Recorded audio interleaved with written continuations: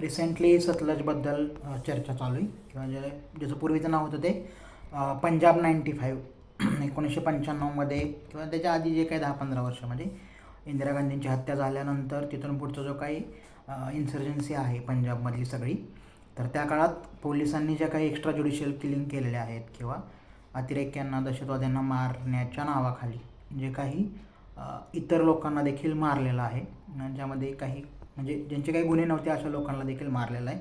तर त्याच्यावरती आधारित तो सिनेमा आहे दिलजीत दोसांझ यांचा. सुरिंदर विक्की, अर्जुन रामपाल ह्यांची पण भूमिका आहे त्यात महत्त्वाची. तर तो सिनेमा एक 48 तासात Zee5वरून गव्हर्नमेंटने काढून घ्यायला लावलेला आहे. भारताबाहेर तो अवेलेबल आहे, परंतु आता बरंचसं त्याचं पायरेटेड ज्याला म्हटलेलं आहे की तसंही रूप बऱ्याच लोकांनी तो बघितलेला आहे. तर त्याच्याबद्दल आज बोलतो आहे आपण. मेजरली हे सगळं ऐकून का महत्त्वाचं आहे कंटेक्समध्ये की मे बी फेब्रुवारी-मार्चमध्ये म्हणजे पुढच्या वर्षी होणारच आहे 2027मध्ये UP आणि पंजाबच्या निवडणुका होणार आहेत. शक्यता अशी आहे की त्या आधी देखील होऊ शकतील एखाद्या वेळेस ऑक्टोबर-नोव्हेंबरमध्ये पण.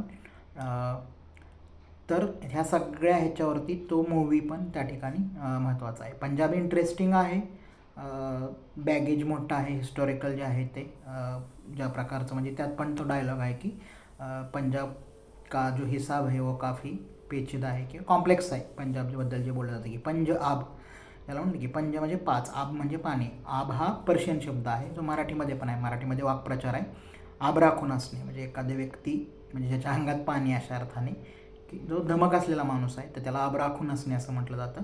तर झेलम, चिनाब, रावी, बिया, सतलज ह्या 5 नद्यांचा जो प्रदेश आहे त्याला पंजाब असं म्हटलं जातं. 56% शीख पॉप्युलेशन आहे. भारताच्या एकूण लोकसंख्येच्या 2% म्हणजे साधारणतः 2,80,00,000 ते 3,00,000च्या दरम्यान शीखांची टोटल पॉप्युलेशन आहे.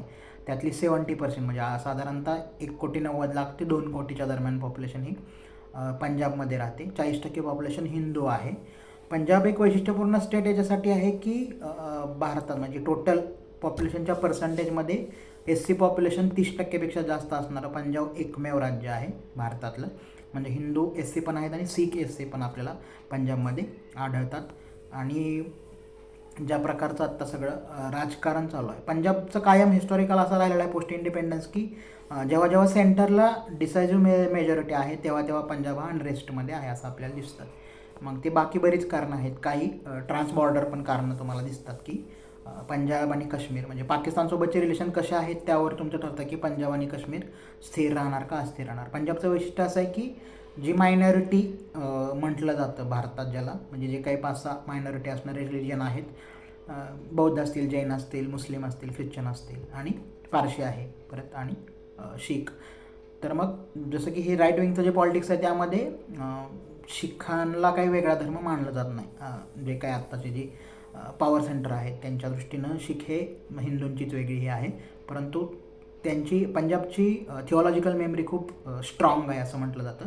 त्यामुळं त्यांचं जे आता समजा आपण हिस्ट्री थोडी बघितली तर आर्य समाजाचं जेव्हा सुरुवात झालेली 1875ला मुंबईमध्ये स्थापना झाली. स्वामी सहजानंद सरस्वती गुजराती माणूस आहे आणि नंतर लाहोर त्याचं सेंटर बनतं आहे. तर तो आणि मिशनरी ह्यांची जी मुवमेंट आहे ह्याला रिप्लाय देण्यासाठी सिंग सभा म्हणून त्या ठिकाणी पंजाबमध्ये शिखांची सुरू झाली होती. आणि त्यांचं जे पहिलं पॅम्फलेट होतं सत्यार्थ प्रकाश जो ह्यांचा स्वामी दयानंद सरस्वतींचा जो ग्रंथ आहे त्याला उत्तर देण्यासाठी म्हणून ते पॅम्फलेट छापलं होतं.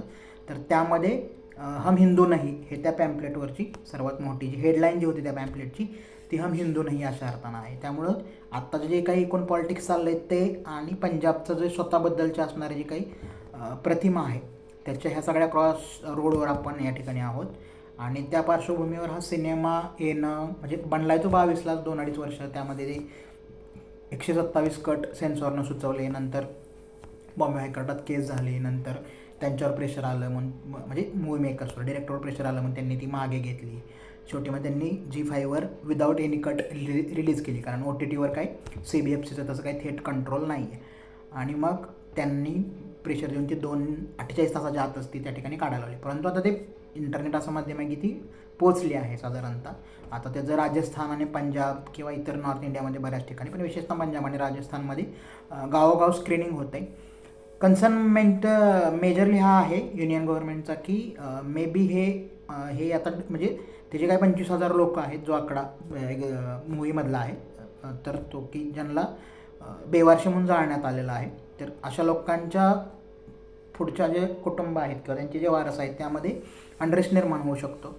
आणि आत्ता ह्या सगळ्या जे काही व्होलाटाईल सगळं वातावरण आहे त्यामध्ये, तर त्यामुळं म्हणजे मी ते एक कारण आपण अंदाज त्या ठिकाणी बांधू शकतो. मूव्ही चांगला आहे, अतिशय चांगला मूव्ही आहे. ॲक्टिंग खूप चांगली, रायटिंग चांगलं आहे. काही सीन आहेत ते लक्षात राहतात, जसं की सुरिंदर विक्की आणि अर्जुन रामपाल यांच्यातलं जे टेन्शन आहे ते तुम्हाला खूप चांगल्या पद्धतीने दिसतं. अर्जुन रामपालनं बऱ्याच दिवसांनी चांगली भूमिका केली. सुरिंदर विक्की महत्त्वाचा चांगल्या कॅलिबरचा नट आहे, की जसं की भारतात बोलायचं झालं तर म्हणजे नॉर्थ इंडियात मेजरली हिंदी सेंट्रिक ह्याच्यात इरफानचं नाव सगळ्यात अगोदर घेतलं असतं. त्यानंतर समजा आत्ताच्या ह्याच्यामध्ये जयदीप अहलावत, तर मग त्या रेंजमध्ये असणारे जे लोक आहेत त्यामध्ये सुरिंदर विक्की आहेत. तुमच्यापैकी कोणी जर कोहरा नावाची सिरीज बघितली असेल तर मग सुरिंदर विक्की काय कॅलिबरचा माणूस आहे ते लक्षात येतं. पहिलं पाताळलोक जे आहे त्यामध्ये पण त्यांना एक छोटीशी भूमिका केली होती सुरिंदर विक्कीने. प्रचंड प्रॉमिसिंग असा नट आहे सुरिंदर विक्की जो आहे तो, आणि त्यानं खूप चांगलं काम केलं आहे. अजित सिंग संधू नावाचा जो SSP होता 95मध्ये त्या तरणाच्या कंटरिजनमध्ये, तर असं म्हटलं जातं की सुरिंदर विक्कीची भूमिका त्याच्यावरून, सुग्गा ते कॅरेक्टरचं नाव आहे, त्याच्यावरून बेतलेली आहे. KPS गिल आहेत ज्यांच्यावरनं बिट्टा, इंद्रजित सिंग बिट्टाचं कॅरेक्टर त्या ठिकाणी बेतलं आहे असं मानलं जातं. आणि जो आपला प्रोटॅगनिस्ट आहे तो कालरा जो आहे तो जसवंत सिंग कालरा, तर त्याच्यावरनं दिलजीत दोसांचं कॅरेक्टर बेतलेलं आहे. आणि त्याला ऑब्वियसली म्हणजे कॅनडामध्ये त्यांचं मोठं डायस्पोरा आहे, त्यातून बऱ्यापैकी त्याला पाठिंबा होता. त्याला तिकडं सेटल होण्याची पण, असायलम घेण्याची पण त्या ठिकाणी ही केली होती, परंतु त्या एक्स्ट्रा ज्युडिशियल किलिंगमध्येच जसवंत सिंग कालरांना देखील मारण्यात आलं आणि त्यांच्यावरती हा सगळा सिनेमा असलेला तुम्हाला दिसून येतो. मग तर इंटरनल त्याचा स्ट्रगल आहेच आपला. आणि पंजाब आत्ता महत्त्वाचं एवढ्या सगळ्या ह्याच्यात की इथून पुढचे 6-7 महिने पंजाबसाठी महत्त्वाचे आहेत, कारण इलेक्शन येणार आहे आणि कंडिशन अशी आहे की कुणीही शुअर नाही आहे काय होईल याबाबत. कारण जसं तुम्ही महाराष्ट्रामध्ये बघता की अलायन्स आहे, 3-4 पक्ष असलं तरी अलायन्स आहे. पंजाबमध्ये तसं नाही आहे, प्रत्येकजण स्वतःला इंडिव्हिज्युअलीच स्वतःचं फाईट त्या ठिकाणी स्वतः फाईट करतो. आप असेल, काँग्रेस असेल, शिरोमणी अकाली दल असेल किंवा BJP असेल. मग आता त्यामध्ये जो आहे तो त्यात रिलिजन टोन पण, म्हणजे मी जेव्हा म्हटलं की थिओलॉजिकल मेमरी पंजाबची खूप स्ट्रॉंग आहे, त्याची कारणं अशी आहेत की शिखांचे जे सगळे गुरु आहेत ते खत्री समाजातून येणार आहेत आणि फॉलोअर आहेत ते सगळे जाट शीख आहेत, म्हणजे जाट म्हणजे पिझंट कास्ट त्यातली जी आहे ती.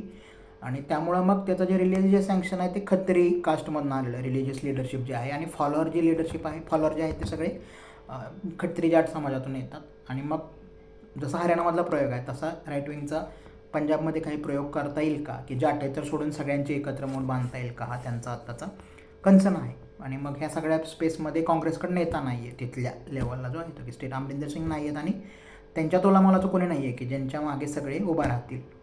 म्हणजे महाराष्ट्रासारखी साधारण स्थिती आहे की अजून ते नेतृत्व तिथलं रिजनल लेवलचं चाच पडतं आहे असं दिसतंय. आणि ह्या सगळ्यात मग ही स्पेस इच्छुक आहे राईट विंग ती भरून काढण्यासाठी. आणि अकाली दलाबद्दल काही फारसं म्हणजे प्रकाश सिंग बादल गेल्यापासून फारसं काही चांगलं मत नाही आहे तिथल्या ह्याच्यात, परंतु मग कुणीच नसेल तर मग तिथली रिजनल पार्टी म्हणून त्यांना शेवटी पुढच्या वर्षी चान्स देणार का लोक, सुखबीर सिंग बादल जे आहेत त्यांना. तर मग हा पण सध्या मोठा इश्यू आहे. मूव्ही नक्की बघा, तो पायरेटेड तर तुम्हाला मिळेलच. आता कुठे मिळेल हे काय मी सांगून हे करत नाही, इंटरनेटवरती तो आहेच सगळीकडे. यूट्यूबला पण मला वाटतं 2-4 चॅनलने टाकलेला आहे पायरेटेड, तुम्हाला टोरंटवरनं पण मिळून जाईल. पण तो नक्की बघा, महत्त्वाचा मूव्ही खूप दिवसातून आला आहे आणि ॲक्टिंग चांगली, रायटिंग चांगलं आहे. 2-3 थोडेसे इश्यू आहेत की ज्या प्रकारे बेअन सिंगला मारलेलं आहे ते त्यामध्ये जे दाखवलेलं आहे की एक फॅमिली आहे, पोलीस असते, 2 मुलं, त्याचे थोरला मुलगा आहे त्याला त्याची 8 महिन्याची प्रेग्नंट बायको, आई वडील यांना ब्रुटली मारलं जातं. आणि ते अगदी म्हणजे खेळ असल्यासारखं आहे त्या पोलिसांसाठी जो आहे तो, की आक्कड बक्कड बंबे बो असं करूनच ते मारलं जातं, की जे की शॉकिंग आहे.